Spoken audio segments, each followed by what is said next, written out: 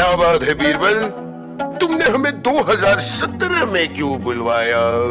और चलो हम आ भी गए, लेकिन तुम्हारे चेहरे का रंग क्यों उड़ा हुआ है? क्या करें जहां पना, पिछले 8 घंटे 25 मिनट से मैंने एक बूंद पानी नहीं पी है। शाबाश, क्यों नहीं पी? WWF के अनुसार 2030 में हमारी जरूरत का सिर्फ 50% पानी हमें मिलेगा। तो 2030 के लिए तैयार तो होना पड़ेगा ना, हर वक्त पानी नहीं पी सकते ना। तुम हमें डरा रहे हो? नहीं नहीं जहांपना, हमारी जरूरत का 40% पानी हमें नदियों से मिलता है और वो नदियां सूख रही हैं। हमें यकीन नहीं हो रहा, ना ना हमें विश्वास नहीं हो रहा। संयुक्त राष्ट्र के आंकड़े के हिसाब से गंगा नदी विश्व की 10 प्रमुख नदियों में से एक है, जिसका अस्तित्व खतरे में है महाराज। गोदावरी 2 साल पहले पहली बार सूख गई और कावेरी 12 में 3 महीने समुद्र को नहीं छू पाती है। अब आप ही सोचिए महाराज, जो नदियां सदियों से बह रही थी, वो एक ही पीढ़ी में, कुछ ही समय में, कुछ ही सालों में सूख रही हैं। अच्छा, लेकिन बीरबल हम तो हर क्षण हर समय पानी पीना चाहते हैं, 2030 तक पानी पीना चाहते हैं। कोई तो उपाय होगा। नहीं नहीं, उपाय है। सदगुरु ने नदी अभियान शुरू किया है, लोगों को जागरूक करने के लिए, उन्हें बताने के लिए कि देखो हमारी नदियां सूख रही हैं। नदी अभियान? उससे क्या होगा? कि नदी के किनारे हमें पेड़ लगाने की जरूरत है। अच्छा, हम समझ गए। पेड़ लगाने से क्या होगा? मुझे मालूम था बहुत जल्दी समझ जाएंगे महाराज। क्या है?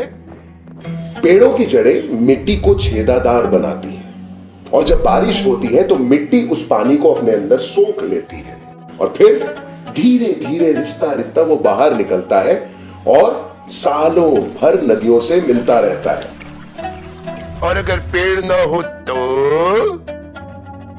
पेड़ ना हो तो मिट्टी छेदादार नहीं होगी, वो पानी को अपने अंदर सोख नहीं पाएगी और पानी जमीन के ऊपर से ही बहता रहेगा और फिर बाढ़ आ जाएगी। और जब मॉनसून खत्म होगा, नदियां सूख जाएंगी, तो वहां सूखा आएगा। बस यूं समझ लीजिए कि सूखा, बाढ़ का ये जो विनाशकारी चक्र है ना, ये हमेशा चलता ही रहेगा। चलो फिर हम और तुम उठते हैं, चलते हैं और पेड़ लगाते हैं अभी। महाराज बैठिए बैठिए, सिर्फ आपके और हमारे पेड़ लगाने से कुछ नहीं होगा। मतलब कुछ पेड़ लगाने से बहुत कुछ नहीं हो जाएगा। बीरबल, तुम हमें उलझा रहे हो, तो हम क्या करें? देखिए महाराज, इसके लिए हम सबको मिलकर सरकार से एक नीति बनाने के लिए अपील करनी होगी, जिसके हिसाब से हमें बताना होगा कि नदियों के दोनों किनारे पर 1 किलोमीटर की चौड़ाई तक सिर्फ पेड़ लगाए जाए।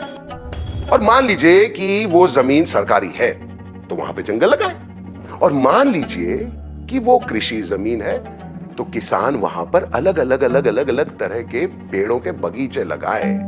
और हां, इसके लिए सरकार से उन्हें सब्सिडी भी मिलनी चाहिए। अब भाई, किसान का भी तो मुनाफा होना चाहिए ना। और 4 से 6 साल के भीतर महाराज किसानों को दुगना मुनाफा होगा, देख लीजिएगा। हम समझ गए।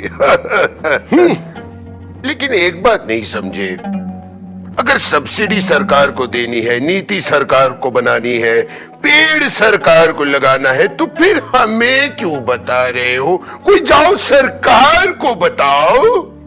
बिल्कुल बिल्कुल, लोकतंत्र में ऐसा ही होना चाहिए। जहां अपना 2 अक्टूबर को हम ये प्रस्ताव सरकार के सामने रखने वाले हैं। हाँ, बस सरकार को हमें यह समझाना है कि आप अगर अपनी पॉलिसी में कोई बदलाव कर रहे हैं ना, तो नागरिक सब आपके साथ डटे खड़े हैं। उसके लिए आपके पास मोबाइल तो है ना महाराज? हाँ, हमारे पास फोन है। एक मिस्ड कॉल देना है, सिर्फ एक मिस्ड कॉल। एक मिस्ड कॉल? क्यों? नंबर भी बहुत आसान है, 800009 800009। बस एक मिस्ड कॉल। हम समझ गए, लेकिन मिस्ड कॉल क्यों? मिस्ड कॉल से ये पता चलेगा जहांपना कि हम इस अभियान का समर्थन कर रहे हैं और सरकार से अपील कर रहे हैं कि वो नीति बनाए कि नदी के दोनों तटों पर 1 किलोमीटर की चौड़ाई तक पेड़ लगाएं। समझ गए।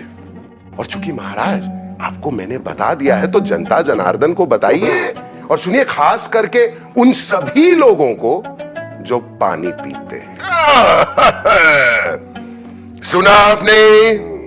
आप लोगों को 80009 पे मिस कॉल देना है। हमने दे दिया, हमारे परिवार ने दे दिया, अब आपकी बारी है। मिस कॉल दीजिए अभी। भारतं महाभारतं गंगा नर्मद पुण्यतीर्थं नदीराष्ट्रस्य महाअमृतं भारतं